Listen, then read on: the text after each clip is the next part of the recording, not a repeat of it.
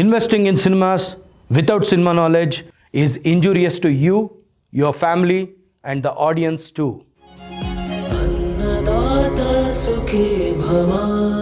ಅನ್ನದಾತ ಸುಖೀಭವ ಕಾರ್ಯಕ್ರಮದ ಈ ಒಂದು ಸಂಚಿಕೆಗೆ ಚಾರ್ಜ್ ಶೀಟ್ ಎಂಬ ಚಿತ್ರದ ತಂಡಕ್ಕೆ ಸ್ವಾಗತ ಸುಸ್ವಾಗತ. Thank you sir, thank you.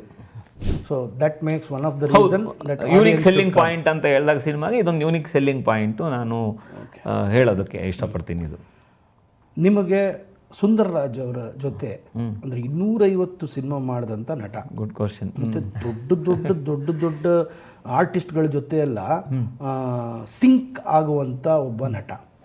ಆ ಥರ ನಟನ ಜೊತೆ ಅನುಭವ ಹೇಗಿತ್ತು ನಿಮ್ಮ? ಇದು ಸೂಪರ್ ಅನುಭವ, ಮಾತಾಡೋಂಗಿಲ್ಲ. ಅವ್ರಿಗೆ ನಾನೇನು ಮಾಡಿದೆ, ನಾನು ಯಾವಾಗಲೇ ಆಗಲಿ ನಾನು ಫಸ್ಟ್ ಡೈಲಾಗ್ ಕಳಿಸ್ಬಿಡ್ತೀನಿ ಯಾರಿಗೇ ಆಗಲಿ. ನಾನು ಸ್ಪಾಟಲ್ಲಿ ಹೋಗಿ ಡೈಲಾಗ್ ಬರೆಯೋದು, ಆಮೇಲೆ ಅಲ್ಲಿ ಬರಲಿ ಬಿಡು ನೋಡ್ಕೊಳ್ಳೋದು ಮಾಡೋಕ್ಕೆ ಹೋಗಲ್ಲ.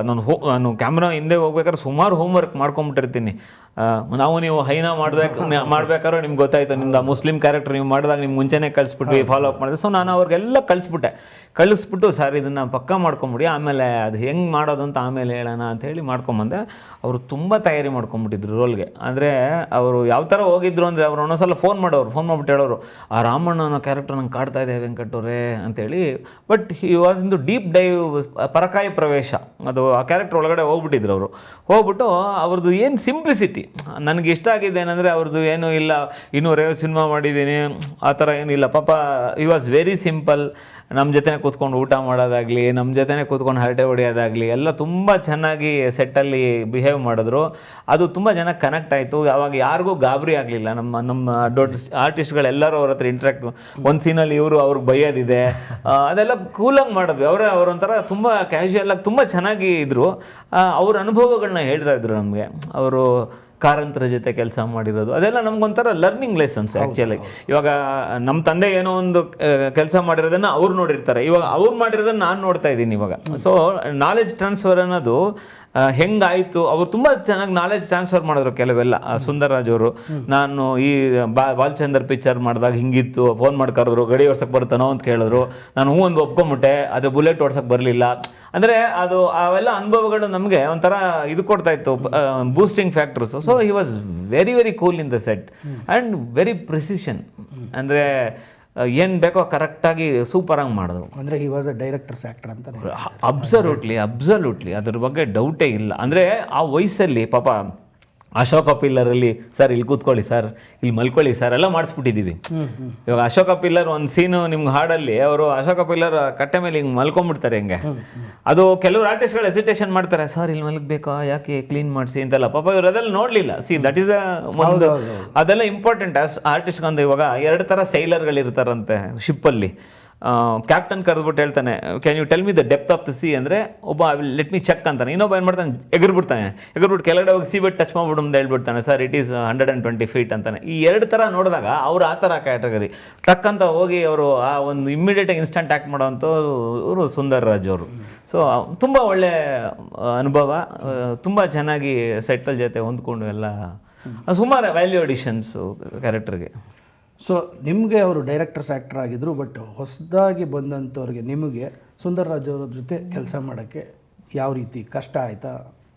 ಫಸ್ಟ್ ಆಫ್ ಆಲ್ ಅದನ್ನು ಅದೃಷ್ಟ ಅಂತಲೇ ಭಾವಿಸ್ತೀನಿ ಸರ್. ಅದು ಮೊದಲನೇ ಸಿನಿಮಾದಲ್ಲೇ ಅವ್ರ ಜೊತೆ ಸ್ಕ್ರೀನ್ನ ಶೇರ್ ಮಾಡೋದು ಬಿಗ್ಗೆಸ್ಟ್ ಟಾಸ್ಕು. ಸ್ವಲ್ಪ ನಮಗೆ ಇನ್ನರ್ ಟೆನ್ಷನ್ ಇದ್ದೇ ಇರುತ್ತಲ್ವ ಸರ್. ನಾವು ಎಷ್ಟೇ ಏನೋ ನಾಟಕದ ಬ್ಯಾಕ್ಗ್ರೌಂಡಿಂದ ಬಂದರೂ ಅವ್ರ ಎದುರುಗಡೆ ನಾವೇನೂ ಅಲ್ಲ.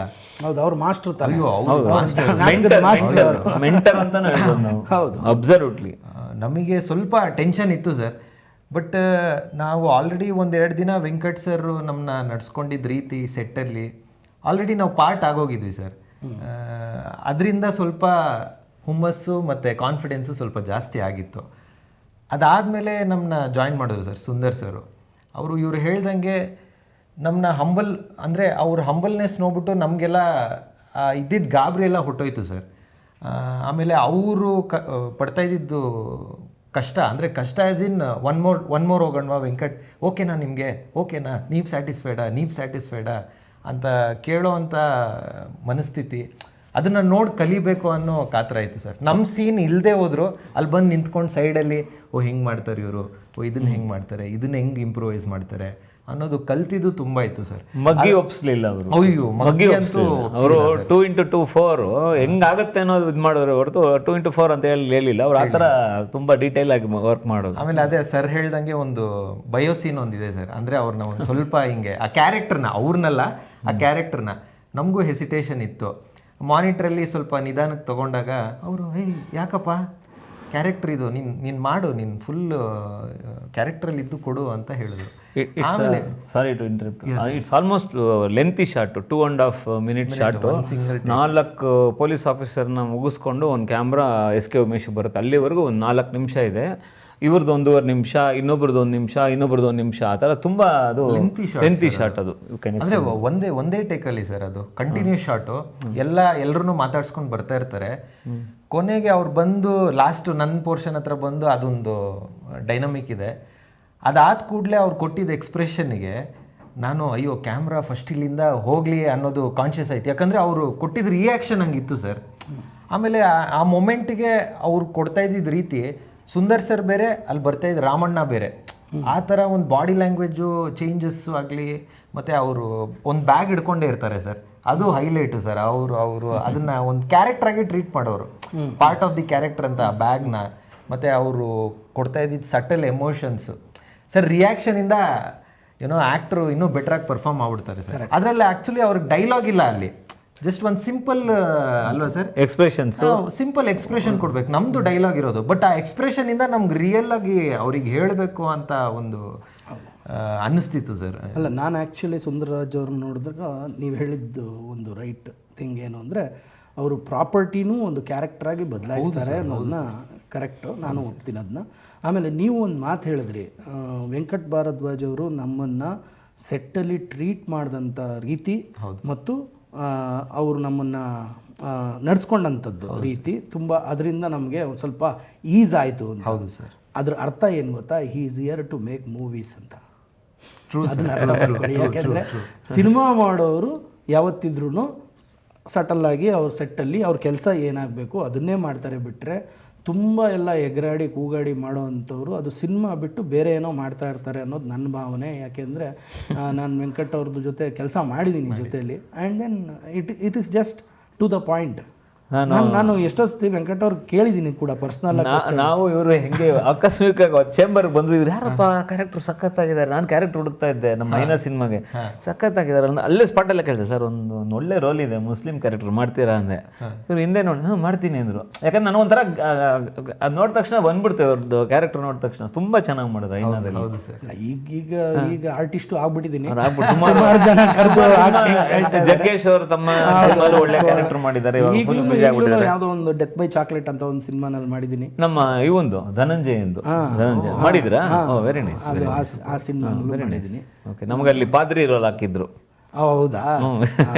ನಿಮ್ಮ ರೋಲ್ ಆದ್ಮೇಲೆ ಎಂಟ್ರಿ ಕೊಡೋದು ನಾನು. Very nice, very nice. Cinema but ನೀವು ಹೇಳಿದ 100% ನಿಜ ಸರ್. ಒಂದು ದಿನ ಆದರೂ ಅವ್ರು ಕಿರ್ಚಾಡಿದ ಸೆಟ್ಟಲ್ಲಿ ಅದು ನಾವು ಯಾರೂ ನೋಡಿಲ್ಲ. ಇಲ್ಲ, that is what I say. Cinema ಮಾಡೋಕ್ಕೆ ಬರೋವಂಥವ್ರ ಲಕ್ಷಣ ಏನು ಅಂದರೆ, ನಾವಿದ್ದೀವಿ, ನಮ್ಮ ಕೆಲಸ ಏನು, ಸಿನಿಮಾ ಮಾಡಬೇಕು. ಫಸ್ಟ್ ಆಫ್ ಆಲ್ ಪ್ರೊಡ್ಯೂಸರ್ಸ್ನ ಕೂಡ ನೋಡಬೇಕು. ಅವರು ಅವಾಗಲಿಂದನೇ ಹೇಳಿದ್ರು, ಅಂದರೆ ನಮ್ಮ ಹತ್ರ ಬಜೆಟ್ ತುಂಬ ಕನ್ಸ್ಟ್ರೈನ್ ಇದೆ, ನಾವು ಇಂತಿಷ್ಟೇ ದಿನದಲ್ಲಿ ಮುಗಿಸ್ಬೇಕಾಗ್ತದೆ, ಇಂತಿಷ್ಟೇ ಥಿಯೇಟ್ರಲ್ಲಿ ರಿಲೀಸ್ ಮಾಡಬೇಕಾಗ್ತದೆ. ನಮಗೊಂದು ಸಿನಿಮಾ ಮಾಡಬೇಕು ಅನ್ನೋ ಪ್ಯಾಷನ್ ಇದೆ. ಬಿಟ್ಟರೆ ನಮಗೆ ಸಿಕ್ಕಾಪಟ್ಟೆ ಖರ್ಚುಗಳು ಮಾಡಿಕೊಂಡು ನಾವು ಇದು ಮಾಡಿಕೊಂಡು ಸುಮ್ಮನೆ ಒಂದು ಏನೋ ಎಕ್ಸಾಬರೆಂಟಾಗಿ ಖರ್ಚು ಮಾಡಿ ಎಲ್ಲ ಮಾಡೋವಂಥದ್ದು ಅದನ್ನೆಲ್ಲ ಅವರು ನೋಡ್ಕೊಂಡು ಪ್ರಕಾರ ಮಾಡಬೇಕು. ಅವ್ರೊಂದು ಕನ್ಸಿಟ್ಕೊಂಡು ಬಂದಿರ್ತಾರೆ, ಯಾರೇ ಆಗಲಿ. ಅವ್ರೊಬ್ರು ಕನ್ಸಿಟ್ಕೊಂಡು ಬಂದಾಗ, ಇವಾಗ ಆರ್ಟಿಸ್ಟ್ ಒಂದು ಕನ್ಸಿಟ್ಕೊಂಡು ಬರ್ತಾರೆ, ಪ್ರೊಡ್ಯೂಸರ್ ಒಂದು ಕನ್ಸಿಟ್ಕೊಂಡು ಬರ್ತಾರೆ, ಅದು ನಮ್ಮ ಮೇಲೆ ಜವಾಬ್ದಾರಿ ಇರುತ್ತೆ. ನಾವು ಅದನ್ನು ಟೈಲರ್ ಮಾಡಿ ಕರೆಕ್ಟಾಗಿ ಕ್ಯಾಟರ್ ಮಾಡಬೇಕು. ಎಷ್ಟೋ ಸಲ ಡೈರೆಕ್ಟ್ರ್ ಎಡೋಗ್ಬಿಡ್ತಾರೆ ಅಲ್ಲಿ. ಅಂದರೆ ಅವ್ರು ಹೇಳೋದೊಂದು ಮಾಡೋದೊಂದು, ಕೊನೆಗೆ ಯಾವ ಸಿನಿಮಾ ಯಾವ ಸ್ಥಿತಿಗೆ ಹೋಗುತ್ತೆ ಅಂದರೆ, ಪ್ರೊಡ್ಯೂಸರ್ ಸವಾಸೆ ಸಾಕಪ್ಪ, ಇದ್ಯಾಕೆ ನಮ್ಮ ನೆಮ್ಮದಿಯಾಗಿ ಎಲ್ಲೋ ಇದ್ವಿ ಅಂತೇಳಿ ಹಂಗಾಗ್ಬಿಡುತ್ತೆ. ನಾನು ಏನಂದರೆ ಆ ಥರ ಮಾಡ್ಕೋಬಾರ್ದು. If you can do accept it, or yes tell first only, ಇಲ್ಲ ಸರ್ ನನಗಾಗಲ್ಲ, ಇದು ನನ್ನ ಕಪ್ ಆಫ್ ದ ಟೀ ಅಲ್ಲ, ಇದು ನಾನು ಕುಡಿಯೋಕ್ಕಾಗಲ್ಲ ಸರ್, ಬೇರೆಯವ್ರ ಕೈಲಿ ಕುಡಿಸ್ಬಿಡಿ, ಬೇರೆಯವ್ರ ಕೈಲಿ ಮಾಡಿ ಅಂತ ಫಸ್ಟ್ ಹೇಳ್ಬಿಡ್ಬೇಕು. ಮಧ್ಯ ತಂದು ಅಲ್ಲೂ ಇಲ್ಲ ಇಲ್ಲೋ ತಂದು ಮಾಡಬಾರ್ದು. ಅದಕ್ಕೆ ನಾನು ಕ್ಲಾರಿಟಿಯಾಗಿ ಹೇಳ್ಬಿಡ್ತೀನಿ, ಸರ್ ಹಿಂಗಿದೆ ಹಿಂಗೆ ಮಾಡ್ಬೋದು, ನೀವು ಇಷ್ಟ ಇದ್ದರೆ ಮಾಡಿ, ಇಲ್ಲಾಂದ್ರೆ ಪರವಾಗಿಲ್ಲ, ಏನು ತೊಂದರೆ ಇಲ್ಲ ಅಂದರೆ ಹಾಗಿದ್ರೆ ದೆನ್ ಐ ವಿಲ್ ಪ್ರೊಸೀಡ್. ಇಲ್ಲಾಂದರೆ ನಾನು ಮಾಡೋಕ್ಕೆ ಹೋಗಲ್ಲ. ನಾನು ವೆರಿ ಫೋಕಸಾಗಿ ಕ್ಲಿಯರಾಗಿ ಹೇಳ್ಬಿಟ್ಟಿರ್ತೀನಿ ಸರ್ ನಾನು. ಈಗ ಎಸ್ ಕೆ ಉಮೇಶ್ ಅವರು ಒಬ್ಬರು ಪೊಲೀಸ್ ಅಧಿಕಾರಿಯಾಗಿದ್ದವರು, ACP ಲೆವೆಲ್ ತನಕ ಹೋಗಿ ರಿಟೈರ್ಡ್ ಆದಂಥವ್ರು. ನೀವು ಚಿತ್ರತಂಡ ಹೋಗಿ ಅವ್ರ ಹತ್ರ ಒಂದು ಸುಮ್ಮನೆ ಕೂತ ಕ್ಯಾಶುವಲ್ ಆಗಿ ಲೈನ್ ಹೇಳಿದ್ರು ಬಿಟ್ಟರೆ, ನೀವು ತಿರ್ಗಾ ಅವ್ರ ಜೊತೆ ಕೂತ್ಕೊಂಡು ಸ್ಟೋರಿ ನಾವು ಮಾಡ್ತೀವಿ ಅಂದಾಗ how difficult was it to sit in front of a police officer and listen to what is it will not be cinematic. ಯಾಕಂದರೆ ಅವರ ಒಂದು ಚಾಲೆಂಜ್ ಇಲ್ಲಿ ಏನಿದೆ ಅಂದರೆ ಅವ್ರು ಹೇಳಿರೋದು ಪ್ಯಾರಾಸಲ್ಲಿ ಹೇಳಿರ್ತಾರೆ, ನಾವು ಅದನ್ನು ಸೀನ್ಸ್ ಕನ್ವರ್ಷನ್ ಮಾಡಬೇಕು. ಅಲ್ಲಿ ಕೆಲವು ಎಕ್ಸ್ಟ್ರಾ ಕ್ಯಾರೆಕ್ಟರ್ಸ್ ಬೇಕಾಗುತ್ತೆ, ಕೆಲವು ಎಕ್ಸ್ಟ್ರಾ ಸೀನ್ಸ್ ಬೇಕಾಗುತ್ತೆ. ಅದೆಲ್ಲ ಏನಾಗುತ್ತೆ ಆ ಚೌಕಟ್ಟಲ್ಲೇ ಹೋಗಬೇಕು. ಇವಾಗ ಇನ್ವೆಸ್ಟಿಗೇಷನ್ ಮಾಡ್ಬೇಕಾದ್ರೆ ಟ್ರೇಸ್ ನಂಬರ್ ಹೆಂಗೆ ಟ್ರೇಸ್ ಮಾಡಿದ್ರು ಅನ್ನೋದೇ ಒಂದು ಆವತ್ತಿನ ಕಾಲಘಟ್ಟಕ್ಕೆ ಹಿಂಗೆ. ಅದನ್ನು ನಾನು ಅದು ಸಬ್ಜೆಕ್ಟ್ ಮ್ಯಾಟ್ರ್ ಎಕ್ಸ್ಪರ್ಟೈಸ್ ನಾನೇ ಕೂತ್ಕೊಂಡು ನಾನೇ ಬರಿಬೇಕಾಯಿತು. ಯಾಕಂದರೆ ಅದು ಬೇರೆಯವ್ರಿಗೆ ಕೊಟ್ಟರೆ ಅದು ಗೊತ್ತಾಗಲ್ಲ. ಅದು ಇವಾಗ ಡೈಲಾಗ್ ರೈಟರ್ ಮಾಮೂಲಿಯವ್ರಿಗೆ ಕೊಟ್ಟರೆ ಅವ್ರು ಡೈಲಾಗ್ ಬರೆದ್ಬಿಡ್ತಾರೆ. ಬಟ್ ಅದು ಇವಾಗ CDR ಟ್ರೇಸಿಂಗ್ ಹೆಂಗಾಗುತ್ತೆ ಅಂತ ಅದೊಂದು ಟೆಕ್ನಿಕಲ್ ಇದು ಅದನ್ನು ಅವ್ರು ಹೆಂಗೆ ಹೇಳ್ತಾರೆ ತಿಳ್ಕೊಂಡು ಇದನ್ನು ಡೈಲಾಗ್ಸ್ ಮೇಲೆ ತರಬೇಕಂದ್ರೆ ತುಂಬ ಚಾಲೆಂಜಿಂಗ್ ಇತ್ತು. ಅದನ್ನು ನಾನು ಒಪ್ಪಿಸ್ತೀಸಿ. ನಾನು ಬಿಫೋರ್ ಶೂಟಿಂಗ್ ನಾನು ಫುಲ್ ರೀಡಿಂಗ್ ಕೊಟ್ಟೆ ಅವ್ರಿಗೆ, 2 ಸಲ ರೀಡಿಂಗ್ ಕೊಟ್ಟೆ. ಒಂದು ಸ್ಕ್ರೀನ್ ಪ್ಲೇ ರೀಡಿಂಗು, ಇನ್ನೊಂದು ಡೈಲಾಗ್ ರೀಡಿಂಗು. ಯಾಕಂದರೆ ನಾಳೆ ಏನಾಗುತ್ತೆ ಅವರು ಕತೆ ಅವ್ರಿಗೆ ಧಕ್ಕೆ ಬರ್ಬಾರ್ದು. ನನ್ನ ಕತೆ ಕೊಟ್ಟಿದ್ದೀನೋ ಏನಪ್ಪ ಹಿಂಗೆ ಮಾಡಿಬಿಟ್ಟೆ ಅಂತ ನಾನು ಅವ್ರ ಕೈಲಿ ಅನ್ಸ್ಕೊಬಾರ್ದು ಸರ್. ಅದು ಮಾಡಿಬಿಟ್ಟು ಇವಾಗ ನಾವು ಸಾಫ್ಟ್ವೇರಲ್ಲಿ ಏನು ಮಾಡ್ತೀವಿ, ಬಿಸ್ನೆಸ್ ರಿಕ್ವೈರ್ಮೆಂಟ್ ಸ್ಪೆಸಿಫಿಕೇಶನ್ ಎಲ್ಲ ಹಾಕಿ ಸೈನ್ ಹಾಕ್ಸ್ಬಿಡ್ತೀವಿ ಕ್ಲೈಂಟ್ ಹತ್ರ, ಇದು ಪಕ್ಕ ಆಗೋಯ್ತು ನಾನು IT ಇದ್ದಾಗ. ಸೊ ಅದೇ ಥರ ನಾನೆಲ್ಲ ಸರ್ ಇದು ನೋಡಿ ಇದ್ರ ಮೇಲೆ ಇನ್ನೇನು ಮಾಡೋಕ್ಕಾಗಲ್ಲ, ಇಲ್ಲ ಕರೆಕ್ಟ್ ಆಗಿದೆ ನೀವು ಹೋಗಿ ಅಂದರು. ಅದು ಮಾಡೇ ಮುಂದೆ ಹೋಗಿದ್ದು ನಾವು. ಯಾಕಂದ್ರೆ ತುಂಬ ಚಾಲೆಂಜ್ ಇದು. ನೀವು ಕೇಳಿದ್ದು ಕರೆಕ್ಟ್ ಪ್ರಶ್ನೆ. ಯಾಕಂದ್ರೆ ಅವರು ಆಮೇಲೆ ನಾಳೆ ಏನಪ್ಪ ಇವಾಗ ಎಷ್ಟೋ ಕಡೆ ಇವಾಗ ನಮ್ಮ ಪುಟ್ಟಣ್ಣ ಕಣಗಾಲ್ ಅವರು ನಾಗರಹಾವು ಸಿನಿಮಾ ಮಾಡಿದ್ರು ತಾರಾಸು ಅವ್ರ ಕತೆ ತೊಗೊಂಡು. ತಾರಾಸು ಅವ್ರಿಗೆ ಸಿನಿಮಾ ಹೋಗಿ ತರಿಸಿದಾಗ ಏನಯ್ಯ ಅದು ಕೆರೆಯಾವಿ ಇದ್ದಂಗಿದೆ ಅಂತ ಹೇಳಿದ್ರು, ನಿಮಗೂ ಗೊತ್ತಿರೋದು. ಅವಾಗ ಅವ್ರಿಗೆ ಸಿನಿಮಾ ಅವತ್ತು ಗೊತ್ತಾಗಿಲ್ಲ. ಪುಟ್ಟಣ್ಣವ್ರ ವಿಷನ್ ಬೇರೆ ಇತ್ತು. ಪುಟ್ಟಣ್ಣವ್ರಿಗೆ ಸಿನಿಮ್ಯಾಟಿಕ್ ಏನು ಅಂತ ಗೊತ್ತಿತ್ತು, ಆದರೆ ಅವ್ರಿಗೆ ಗೊತ್ತಿರಲಿಲ್ಲ. ಆದರೆ ಇವತ್ತು ಗೊತ್ತಿದೆ, because of so many things ಗೊತ್ತಿದೆ. ಆ ಒಂದು ಅಲೈನ್ಮೆಂಟ್ ಮಾಡ್ಕೊಳ್ಳೋದಕ್ಕೆ ನನಗೆ ಫಸ್ಟ್ ಅವ್ರನ್ನ ಗೆದ್ದು ಆಮೇಲೆ ಇದು ಮಾಡಿದ್ದೆ. ಅಂದರೆ ಅಲ್ಲೂ ಏನಾಗಿರುತ್ತೆ ಅಂದರೆ, ಪುಸ್ತಕ ಓದುವಾಗ ನನ್ನ ಇಮ್ಯಾಜಿನೇಷನ್ ಏನಿದೆಯೋ ಅದು ನೀವು ತೋರಿಸ್ತಾ ಇರೋ ಸಿನಿಮ್ಯಾಟಿಕ್ಕಿಂತ ತುಂಬ ಆಳವಾಗಿತ್ತು ಅನ್ನೋ ಒಂದು ವಿಷಯಕ್ಕೆ ಆ ಥರ ಬಂದಿದೆ. ಅದಾದ್ಮೇಲಿಂದ ಅದು ಸಿನಿಮ್ಯಾಟಿಕ್ಗೆ ಬೇರೆ ಇದೇ ಬೇರೆ ಅನ್ನೋದು ಅರ್ಥ ಆಗ್ತಾ ಬಂದಿದೆ. ಬಟ್ ಪುಟ್ಟಣ್ಣ ಕಣಗಾಲ್ ಅವರು ಬಿಡಿ ಎಂತೆಂಥ ಸಬ್ಜೆಕ್ಟ್ನ ಆ ಕಾಲಕ್ಕೆ ತಗೊಂಡು ಮಾಡಿದ್ರು. ಇವತ್ತಿನ ದಿನಾನು ಹೆದರ್ಕೋತಾರೆ ಜನ, ಕೈ ಹಾಕಕ್ಕೆ ಅಂತ ಸಬ್ಜೆಕ್ಟ್ಗಳನ್ನ ತಗೊಂಡು ಮಾಡಿದ್ರು. ತುಂಬಾ ಕಷ್ಟ ಅವೆಲ್ಲ. ಈಗ ನಿಮ್ಮ ಚಾರ್ಜ್ ಶೀಟ್ ಸಿನಿಮಾ ತೆರೆಗೆ ಬರ್ತಾ ಇದೆ 14ನೇ ತಾರೀಕು. ಜನರ ಹತ್ರ ಏನು ಅಪೀಲ್ ಮಾಡಬೇಕು ಮಾಡಿ ಚಿತ್ರರಂಗ ಉಳಿಸ್ಬೇಕು, ಬೆಳೆಸ್ಬೇಕು. ಅವರೇ ಆಪತ್ ಬಾಂಧವರವರು. ಸೊ ಅವ್ರ ಹತ್ರ ಏನು ಅಪೀಲ್ ಮಾಡಬೇಕು ಮಾಡಬೇಕು. ಚಾರ್ಜ್ ಶೀಟು ಇದೆ 14ನೇ ತಾರೀಕು ರಿಲೀಸ್ ಆಗ್ತಾ ಇದೆ ಕರ್ನಾಟಕದಾದ್ಯಂತ. ಕನ್ನಡಿಗರು ಯಾವಾಗಲೂ ಒಳ್ಳೆ ಚಿತ್ರಗಳನ್ನ ನೋಡಿ ಹರಿಸ್ತೀರಾ ಅಂತದ್ದು ಅವತ್ತಿಂದನೂ ಇದೆ, ಇವತ್ತಿಗೂ ಇದೆ. ಕೆಲವರೆಲ್ಲ ಜನ ಬರಲ್ಲ ಅಂತೆಲ್ಲ ಸುಮ್ಮನೆ ಹೇಳ್ತಾರೆ. ಆದರೆ ನಿಜವಾಗ್ಲೂ ಕಂಟೆಂಟ್ ಚೆನ್ನಾಗಿದ್ದರೆ ಕನ್ನಡದವರು ಅದನ್ನು ಎಷ್ಟೋ ಸಿನಿಮಾಗಳನ್ನ ಗೆಲ್ಲಿಸಿದ್ದಾರೆ. ಆ ಒಂದು ನಿಟ್ಟಿನಲ್ಲಿ ಚಾರ್ಜ್ ಶೀಟ್ ಅನ್ನೋದು ಒಂದು ಒಳ್ಳೆ ಸಿನಿಮಾ ಮಾಡಿದ್ದೀವಿ. ನಿಮಗೆ ಫಸ್ಟಿಂದ ಲಾಸ್ಟ್ ತನಕ ಒಂದು ಎಂಟರ್ಟೈನ್ಮೆಂಟ್ ಜೊತೆಗೆ ಒಂದು ಎಜುಕೇಷನ್ನು ಪ್ಲಸ್ ಒಂದು ಹಿಸ್ಟ್ರಿ ಏನಾಗಿದೆ, ಏನಾಗಿತ್ತು, ಒಂದು ಕಲಾಸಿಪಳ್ಯ ಹೆಂಗಿತ್ತು, ಕಲಾಸಿಪಳ್ಯದಲ್ಲಿ ಯಾವ್ಯಾವ ಥರ ಮಾಫಿಯಾ ನಡೀತಾ ಇತ್ತು, ಇದು ನಿಮ್ಗೆ ಊಹಿಸೋಕ್ಕೆ ಆಗದೇ ಇರೋಂಥ ಒಂದು ಒಳ್ಳೊಳ್ಳೆ ಕಂಟೆಂಟ್ಗಳನ್ನ ತಂದು ಪ್ರೆಸೆಂಟ್ ಮಾಡಿದ್ದೀನಿ ನಾನು. ಸೊ ಚಾರ್ಜ್ ಶೀಟ್ ಇದೇ ಆಗಸ್ಟ್ 14. ದಯವಿಟ್ಟು ಕನ್ನಡಿಗರು ನೋಡಿ ಆಶೀರ್ವಾದ ಮಾಡಿ. ನೀವು ಆಶೀರ್ವಾದ ಮಾಡಿದ್ರೆ ಹೊಸ ಟೆಕ್ನಾಲಜಿ, ಹೊಸ ತಂತ್ರಜ್ಞರು ಬರ್ತಾರೆ, ಹೊಸ ಆರ್ಟಿಸ್ಟ್ಗಳು ಬರ್ತಾರೆ.